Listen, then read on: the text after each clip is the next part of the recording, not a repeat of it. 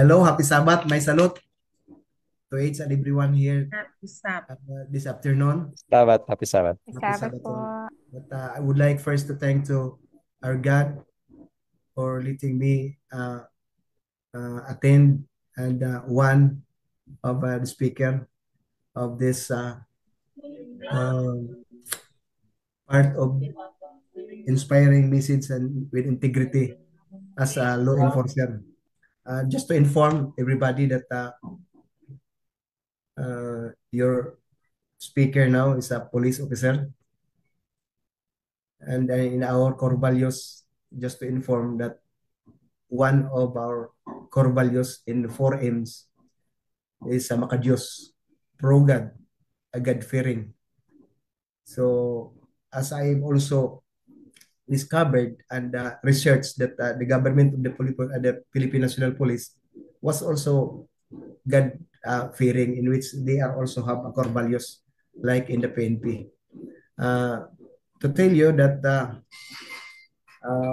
just only to inform sa lahat naman na pag ang pulis makadiyos at saka dapat lahat no na mga government employee, private or public, makadiyos para yung integrity, yung pagka uncorruptible na worker sa government talagang uh, magawa because there is always God in his heart or in their heart. So, just also to inform na maliban sa whole duty of men to fear God and keep His commandments, to inform also that and even our panunumpa sa katapatan sa watawat ng Pilipinas also refer in makadiyos. No, sa para natin while nag-aral tayo since mayroon talaga palagi ng pinabibigay ng DepEd sa atin na talagang tandaan natin palagi na lahat ng Pilipino makadiyos. Yung sa nangyari naman ngayon sa batas ng Pilipinas, before I proceed also, na even the Constitution natin sa Republic of the Philippines sa 1987, they are also asking the aid of the Almighty Father para naman ang sa ngayon naka-attend, hindi babaguhan ba na bakit si Espinido palaging nagsalita ng Panginoon. Okay. So, core values namin, pro-God, God-fearing. Dito naman tayo sa verse na ibigay ko sa inyo. Sa Ecclesiastes chapter 12, verse 13. Excuse. Nagsasabi dito, ngayon nabasa mo na ang lahat na ito ang aking huling payo. Matakot ka sa Diyos at sundin ang kaniyang mga utos dahil tungkulin ng bawat tao. This is the whole duty of men. Maliban kung ano ang profession mo. Pag magsabi ng fear of God, mga kapatid, brethren, magsabi na tayo, what kind of fear that we have now? It is to run away, mapapalayo tayo sa Panginoon, or to be more closer. So what kind of keeping of these commandments? For compliance or for love? Nagpapahiwatig sa atin mga kapatid, mga brethren, na ang pagkatakot sa Panginoon na usasahin natin to research who is truly our God. Is it our God, a King of Kings, a Lord of Lords? Hindi lang sa salita na matakot tayo pagkatapos sa Panginoon, pagkatapos may ibang tao kakatakutan natin. To inform you in my work as a law enforcer, hindi ko pa na-feel yung takot ng tao, no? Maski kalaban ko yung mga kasama kong pulis. Pag mag-call nga ang Malacanang, magpapasalamat ako, yes, praise the Lord. Sabi ko, thank you Lord. Makapag-pray na naman ako sa presidente. Makapag-pray naman ako sa kanila. Bawat invitation na aabot sa akin, praise the Lord agad. Ang iba, matakot yun, baka, bakit ipinapatawag tayo? Bakit ganun? Ang daming magtanong sa krami lang, sa amin lang sa PNP. Matakot sila magharap ng mga general. But sa akin, it's my pleasure to have an invitation. Yun ang tiningnan ko. May explanation sa akin, mag-explain ako o hindi. Yun ang tiningnan ko na opportunity para ma-share ko naman kung ano ang totoo, ano ang aral ng Panginoon. So, dito ngayon, sabi ko, integrity ang pag-usapan. For me, sa integrity, yun lang isa siguro, being honest. If we are honest, brethren, kung saan tayo ngayon nakakonek, may estudyante man or nag-work tayo, being honest is the best sa atin yung lahat. Kasi being honest kasi, complete na, no? Sa Panginoon at saka sa trabaho mo. Yun ang sa tingin ko ba, kalidad ng pagiging tapat, transparent na pare-pareho, walang kompromiso na pagsunod sa masabi natin ethical no principles. Pagka moral and ethical principles. Pagka mayroon tayo, pagka honest tayo mga kapatid, brethren, if we are honest, truly honest to our God, it will follow sa buhay natin. Yung sabi ko nga, walk the talk. Sa totoo lang, brethren, wag mong sabihin kay bata ka pa, medyo ang limitado ang paniniwala mo, ang complaint or commitment mo sa Panginoon. Hindi. Ito ngayon, natanggap mo na ang truth, yung katotohanan. Lubos-lubos na. Ay wala talagang iba. Although I am converted, no? Hindi ako lumaki ng Seventh-day Adventist. But kung ako honest, grabe ko ka-devoted sa nung una na blind obedience. Sabi ko pa nga, blind obedience ko at the time. Lalo na ngayon na totoong Panginoon ang dinasalan ko. Totoong Panginoon na to. So, ilubos-lubos ko na lang. Kaya kung hindi, quits tayo. Pero may basis reference tayo sa Bible na nagsasabi sa atin. Ngayon, pag ang Proverbs 28 verse 18, na-research ko ba, na nagsabi din dyan na kung ang isang tao, sabi, ang tao mamuhay ng matuwid, ligtas ka sa kapahamakan. Hindi ako takot na mag-implement ng batas. Yun nga, sabi ko nga, ang daming, pati si PNP ko, napailan ko ng complaint sa time ni Kerwin Espinosa. Isang senador ang napailan ko ng complaint out of 84 na government. Mga senior officer ko, napailan ko ng complaint. Wala akong takot kasi yun na. Committed ako sa Panginoon.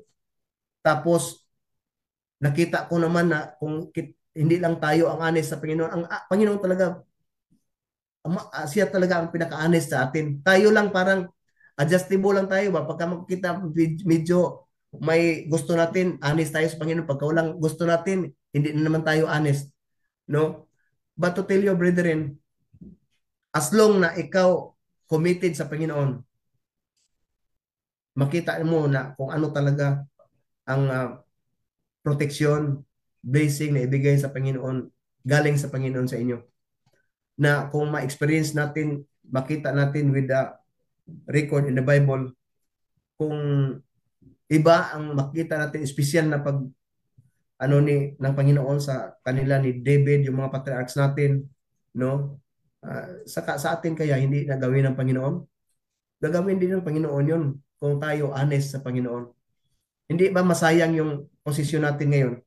At nandito naman lang tayo, nakakilala sa Panginoon. So, this is my best pag-describe ko sa integrity. A person of integrity will consistently demonstrate good character by being free of corrupt and hypocrisy.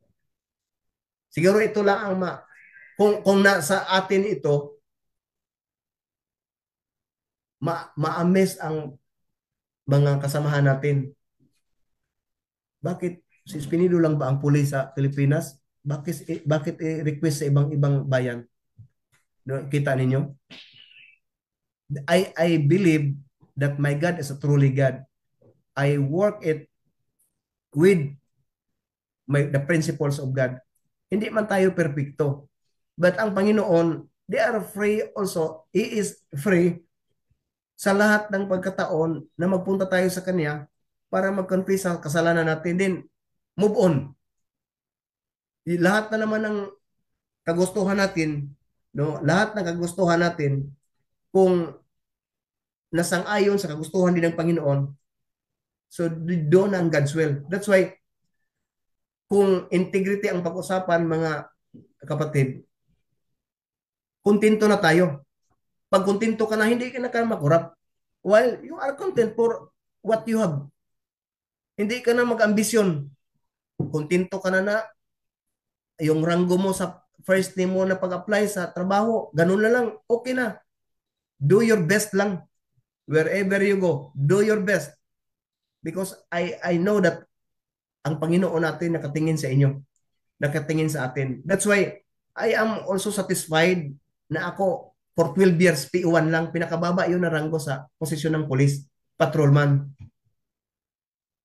Excuse. Pero ako gusto kong tama na yon, pero ang Panginoon natin hindi gusto. Nakikita niya na, okay, kulang pa. I-promote kita. So for 6 ranks, no? From PO1 ako directly doon sa official, sa inspector or lieutenant. Hindi ako nagdaan ng PO2 man lang. Ganun katindi ang Panginoon ko. And I hope also na yung Panginoon ko, parehas tayo lahat. Walang takot. Siya ang bahala. Kung saan ka lang ngayon, trabaho lang. Kung nag-aaral ka, pag-aaral lang matuwid. Huwag kang mag-swerve na magkuha pa sideline. Wala. Kaya makakaya mo yan kung may Panginoon ka kapartner sa buhay mo. Kaya ang pinakamahusay na naglarawan talaga ng integridad, ito binigay ko sa inyo sa lahat, na sana maging maging contented tayo para makita yung hindi tayo pwede na kung ano man lang. Makita natin sa 1 Timothy 6:8, binigay ko sa inyo ngayon, yung pagdala na lang na sana maintindihan natin. Inilagyan ko lang, ma'am, ng English version para kung may mga may mga engkanto dito, mga not like ours, no, maka-benefit din pagbasa diyan. Kaya kung mayroon na tayong pagkain at pananamit, dapat na tayong makontento. So, makurap ka ba? O sabi ng misis ko, bakit Job, yung mga classmate mo mayayaman, grabe ka, galante. Sinabihan ko yung misis ko, kita mo, hindi nagkuan yun ng sweldo, nagdepend ng sweldo.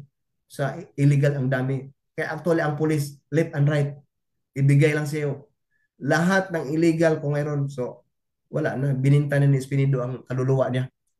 Wala na. Sa atin, contented man ako.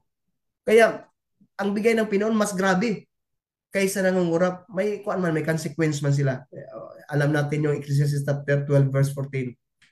Whether we do good or bad, even done in secret, there is a consequence. So I don't want to miss these things. I will bring you now the lives of Daniel. No? Shadrach, Meshach, and Abednego. They are one of those arrested, but they are not afraid to stand up for the right. For what they learned from when they were little ones until they grow up and they stand without fear. They are not stressed by their situation. Daniel, they are not stressed by their situation. They are not depressed by their situation, who were captives, but they become stronger and worse, even refusing food of any kind that the king's envoy or right hand would feed them. That's Daniel with his companions who stood without fear because they understood that it is the duty of man to be afraid and obey his commandments. No one else. And when he stood up, he followed in Matthew chapter 6 verse 33. Kaya unahin ninyo ang mapabilang sa kaharian ng Diyos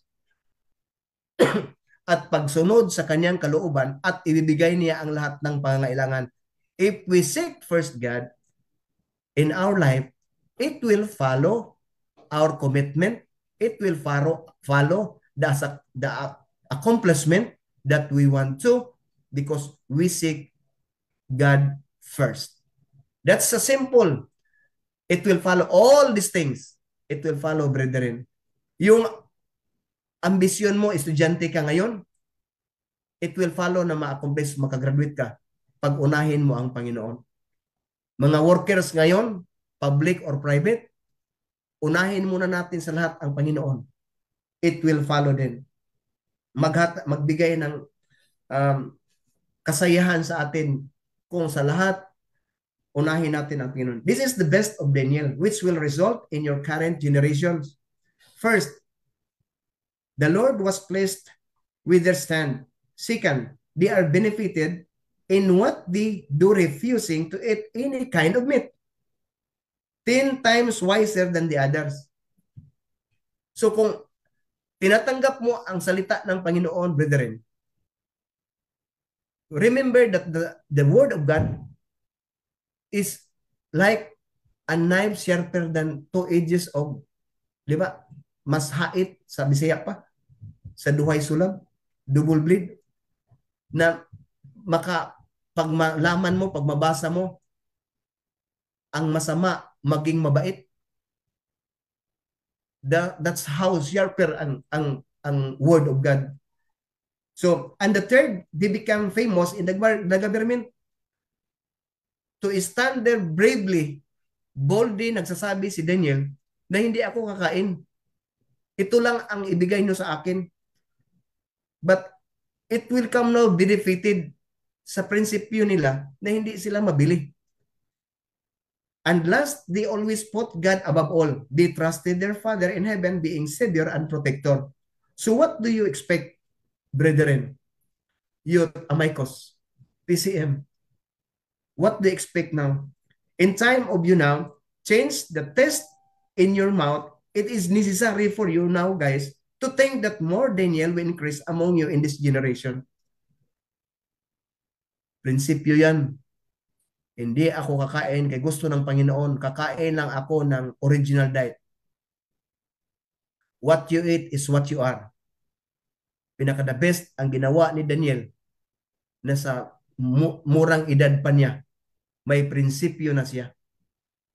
Ang sa atin ngayon, pag masarap, yun ang unahin natin before ang Panginoon. Hindi natin alam na it can cause sa mga sakit na kakainin natin kung tayo ay kakain ng hindi kagustuhan ng Panginoon. Although clean, pero makabigay ng sakit, mga kapatid. So now, the Lord bless you because you listen. And Luke 11:28, nagsasabi dito, pero sumagot si Jesus, higit na mapalad ang mga nakakinig at sumusunod sa salita ng Diyos. Higit na mapalad. So, nagsasabi din ito sa Luke 11:28. Nabasa niyo? Okay, makita ba dyan? No? And most of all, our Almighty Father blessed the one who reads the Bible, listen and obeys the Lord's laws. Dito sa Revelation 1:3, before I end, brethren, please always read the Bible. Praying, ang pagdasal, ang pananalangin, mas kung nakikita mo na ikaw sasagutin ng Panginoon, mas sasagutin ka ng Panginoon kung ikaw magbasa. If you just only pray, yung kagustuhan mo lang ang mangyari. Ang kagustuhan mo lang. Pero kung ikaw magbasa, ang kagustuhan ng Panginoon tutilyo ang mangyari sa inyo. Kaya tatanggapin natin, pagbasa mo, uy, ang ganda pala. Nagsasabi ang Revelation chapter 1 verse 3. Anong sabi? Mapalad ang bumabasa, blessed.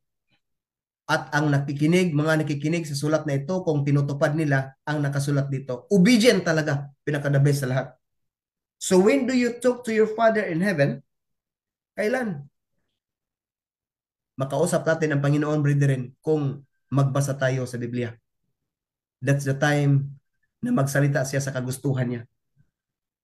So, ngayon, sa halip, Psalm 1:2, kasiyahan niyang sumunod sa kautusan niya, sabi ni David, binubulay-bulay niya ito sa araw at sa gabi.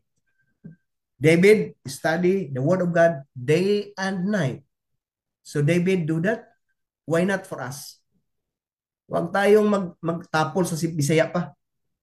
Maging lazy about pag-study ng Bible, mga kapatid. This is our arm. Mauna ang pusil ko. Kaya binigyan ko lahat ng mga pulis ko ng Bible. Mas pinaka-importante pa ang Biblia kaysa pusil. Sa baril, di ay. Pusil naman nun. Kaysa baril. Kayon talaga ang makapagpasurinder ng mga kalaban ko. Pag idesal ko lang, pag sabi ko na, okay, magdasal tayo before we implement the warrant of arrest of that person. Alam nyo, pag sabi ko na matulog sana, Lord, bigyan mo pagkataon na yung hulihin namin tulog. Pagdating ko doon, tulog talaga. Ako na magising. That's how powerful the Word of God. That's how powerful yung Panginoon natin, mga kapatid. So, this is what happened to me today. I can resist the urge of the different temptations because I can resist the delicious foods that I see around. Remember that Eve and Adam were guilty of eating nothing else. Everything is included, including lust and others.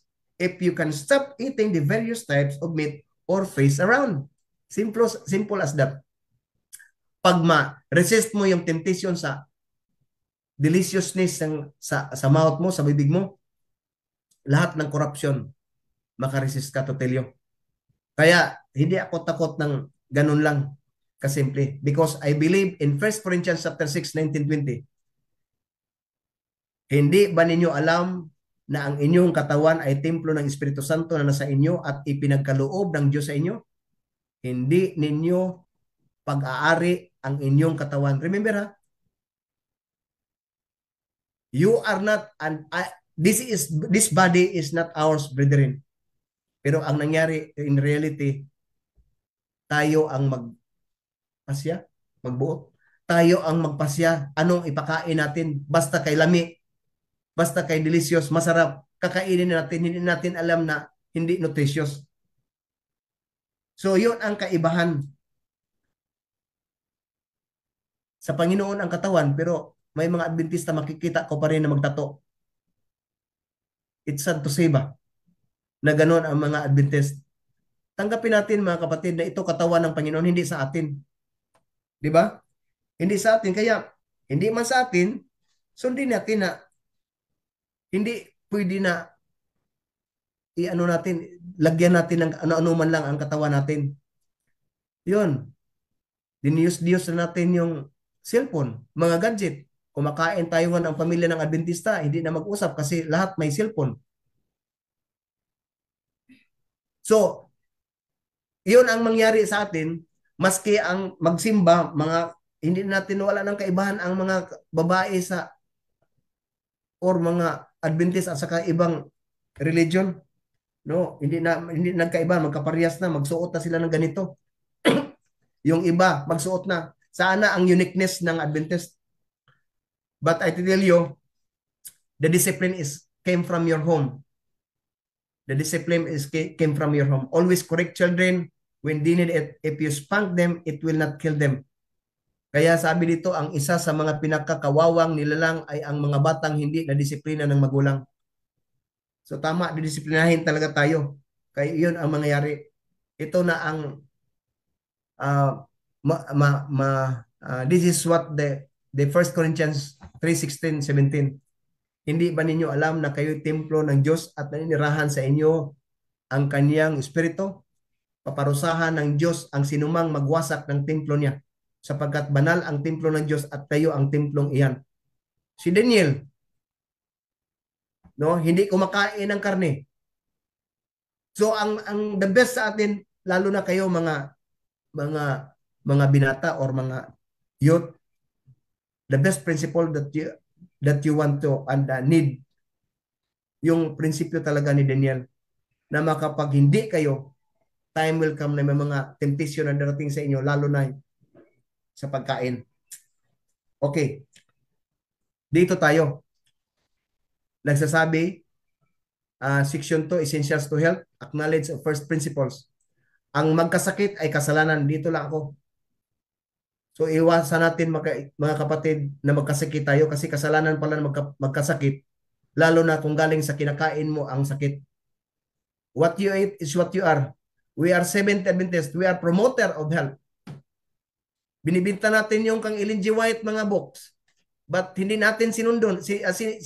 Hindi natin isinasabuhay yung salita ni Ellen G. White. And even our president, they quote the books of Ellen G. White, Pastor Ted Wilson. They recognize, but sometimes piliin lang natin ang libro ni Ellen G. White na hindi makasakit sa atin, hindi makonflict sa kagustuhan natin. Kasalanan ang magkasakit, mga kapatid. So leaders 717 in Councils on Diet and Food, Manuscript 113, 1901. Let our ministers and canvassers step under the banners of strict temperance. Never be ashamed to say, no, thank you. Baski, isang manok yun na pinakadabis, Bisaya na manok. No, na ipakain sa iyo, sweet and sour na first class na isda. Say, no, thank you, I do not eat meat. I have conscientious scruples against eating the flesh of the dead animals.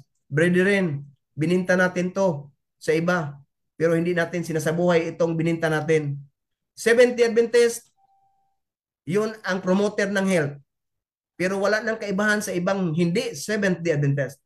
May mga hiwi na tayo baba. Hiwi tayo baba. May mga high blood na tayo, diabetic, cancer, nandiyan na. Kasi yun lang, palaging magaling tayo mag-share na ito ang health, mataas ang buhay ng Adventista kaysa iba, pero wala natin isasabuhay ang mga ganun ng mga cancers on diet and foods. Cancers, tumors, and inflammatory diseases are largely caused by meat eating. Integrity came from first in your internal, eternal way of your life.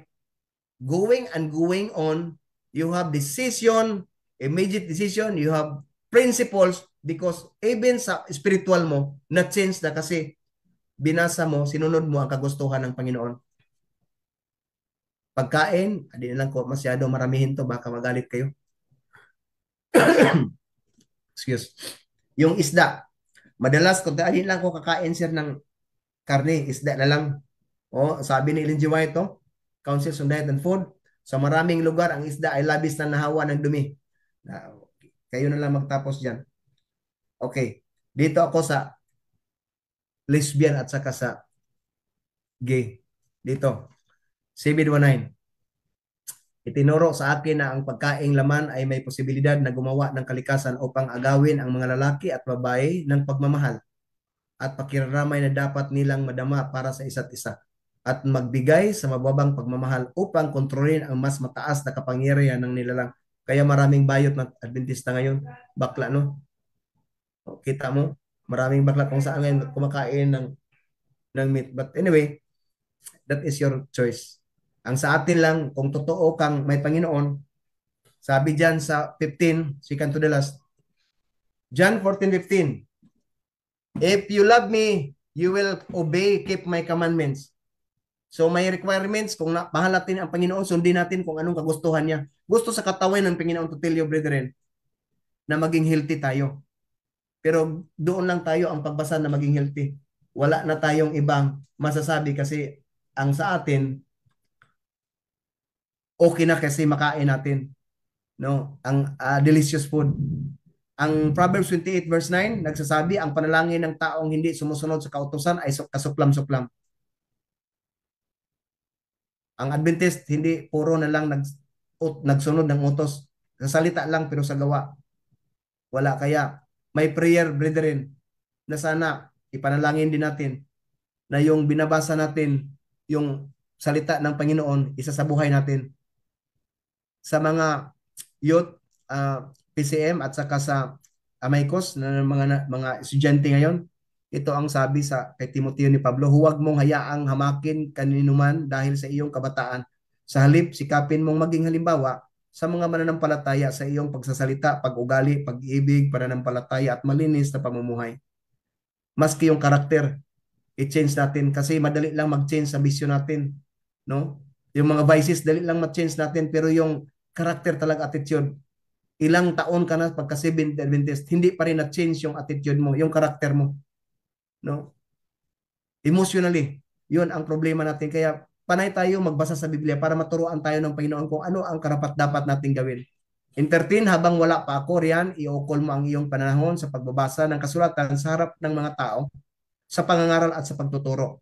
Devote yourself to the public reading of scriptures. Preach mga ito at pag-ukulan mo ng panahon upang makita ng lahat ang iyong paglalago. So, if you have a principles, walk the talk, makikita ng ibang kaibigan mo, kasamahan natin na nag-improve ka, no, nag-grow ka kasi yun ang sinasabuhay mo, ang salita ng Panginoon.